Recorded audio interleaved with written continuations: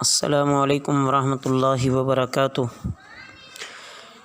بسم اللہ الرحمن الرحیم۔ عزیز طلبہ، بہشتی زیور کے آج کے سبق میں ہم ساجھے کی تقسیم، جو ساجھے کی چیز ہوتی ہے اس کو کیسے تقسیم کرنا چاہیے اس کا بیان پڑھنے لگے ہیں۔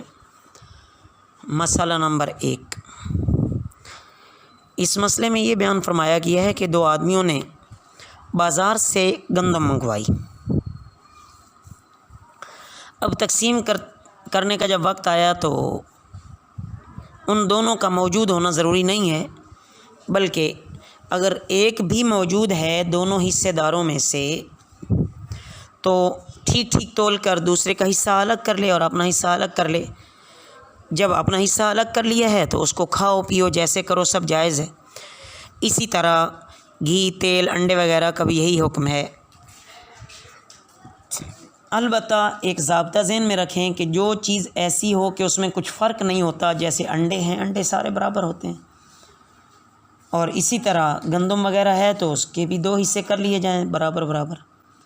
تو اس طرح کی سب چیزوں میں یہی حکم ہے کہ دوسرا آدمی اگر نہ بھی ہو تو اس طرح حصہ بانٹ کر لے لینا یہ درست ہے۔ لیکن اگر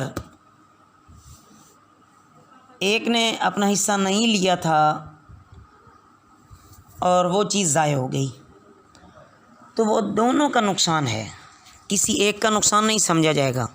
جیسا کہ آپ نے گزشتہ باب میں بھی اور گزشتہ سبق میں بھی اس بات کو اچھی طرح پڑھ لیا ہے۔ اور البتہ جن چیزوں میں فرق ہوتا ہے تو وہاں یہ حکم ہے کہ دونوں حصے داروں کا موجود ہونا ضروری ہے۔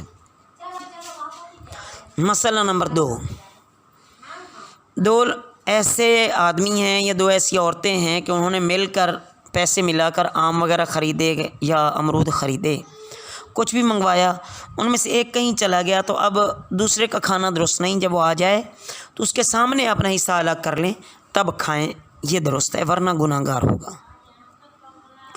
مسئلہ نمبر 3، 2 آدمی ہیں، انہوں نے مل کر چنے بھنوائے ہیں، تو اندازے سے تقسیم کرنا یہ درست نہیں ہے، بلکہ بالکل ٹھیک ان کو تولا جائے اور تول کر اس کو آدھو آدھ کر کے پھر اس میں تقسیم کیا جائے۔ اگر اس میں کمی بیشی ہوگی تو یہ سود ہوگا۔ اس کے بعد آگے ہے عزیز طلبہ گروی رکھنے کا بیان۔ آپ کسی کے پاس کوئی چیز رکھ دیتے ہیں کہ جب میں میاں تیری فلاں چیز دوں گا تو یہ چیز میں اٹھا لوں گا، اس کو کہتے ہیں گروی۔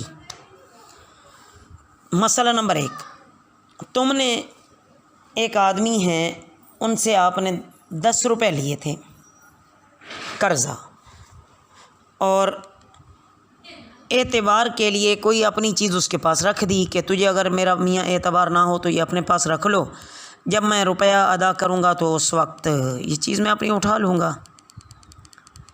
اب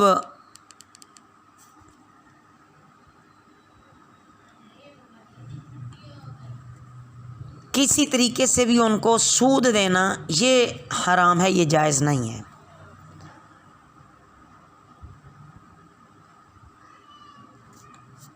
مسئلہ نمبر 2، جب تم نے کوئی چیز گروی رکھ دی،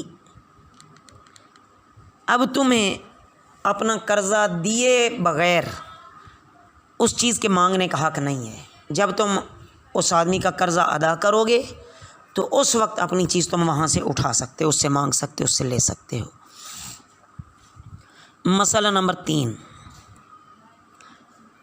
جس کے پاس کوئی چیز گروی رکھی گئی ہے اس کو کام میں لانا، اس سے نفع حاصل کرنا، اسی طرح باغ کا پھل آئے اس کو کھانا، اسی طرح زمین کا غلہ وغیرہ ہو اس کو کھانا، تو یہ ساری چیزیں درست نہیں ہیں۔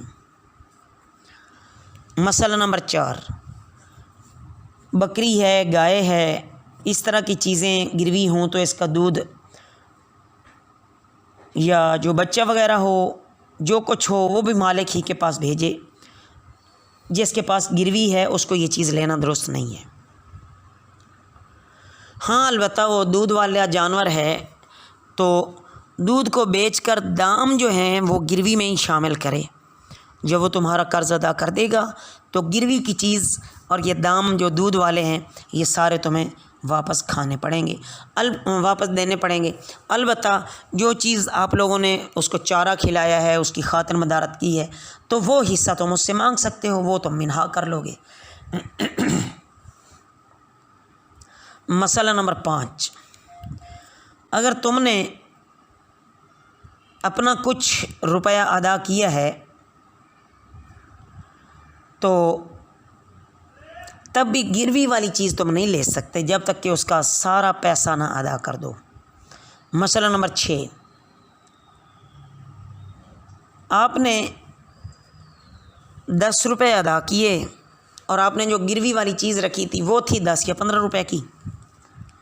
اب اس کے پاس سے چیز جاتی رہی، یعنی جس کے پاس آپ نے گروی رکھی تھی اس سے وہ چیز ضائع ہو گئی، تو اب نہ تو تم وہ اپنا کچھ قرضہ اس سے لے سکتے ہو، نہ تم اس سے اپنی گروی کی چیز کے دام واپس لے سکتے ہو۔ تمہاری چیز گئی، اس کا روپیہ گیا، یعنی دونوں کی چیز اس طرح برابر سرابر ہو جائے گی۔ اگر 5 روپے کی چیز گروی رکھی تھی اور وہ چلی گئی تو 5 روپے ہی تم کو دینے پڑیں گے۔ 5 روپے وہ اسے کیا ہو گئے؟ منہا ہو گئے۔ 5 روپے اسے منہا ہو گئے۔ اس کے بعد آگے ہے عزیز طلبہ وصیت کا بیان، کہ وصیت کیسے کرنی چاہیے، یا وصیت اگر کسی نے کی ہے تو اس نے پھر مال چھوڑا تو اس میں سے اس کی وصیت کیسے پوری کی جائے، اس کا بیان ہے۔ مسئلہ نمبر 1، کوئی آدمی کہتا ہے کہ جب میں مر جاؤں نا تو میرے اتنا مال فلاں آدمی کو یا فلاں کام میں دے دینا، یہ وصیت ہے۔ چاہے اس نے تندرستی میں کہا ہو یا چاہے بیماری میں کہا ہو، پھر اس بیماری میں اگر وہ مر جاتا ہے یا تندرست رہے اور جو خود اپنے ہاتھ سے کہیں دے دے، کسی کو قرضہ معاف کر دے، تو اس کا حکم یہ ہے کہ تندرستی میں ہر طرح درست ہے، اور اسی طرح جس بیماری سے شفا ہو جائے اس میں بھی درست ہے، اور جس بیماری میں مر جائے وہ وصیت ہے، جس کا حکم آگے والے مسائل میں مزید بیان کر دیا جائے گا۔ تو آپ ان تمام مسائل کو عزیز طلبہ آپس میں اچھی طرح سمجھیں، یاد کریں، اور جو اسائنمنٹ آپ کو دی جاتی ہے اس میں مسائل کو اچھی طرح سمجھ کے لکھیے۔ اللہ آپ کا حامی و ناصر ہو۔ وما علینا الا البلاغ المبین۔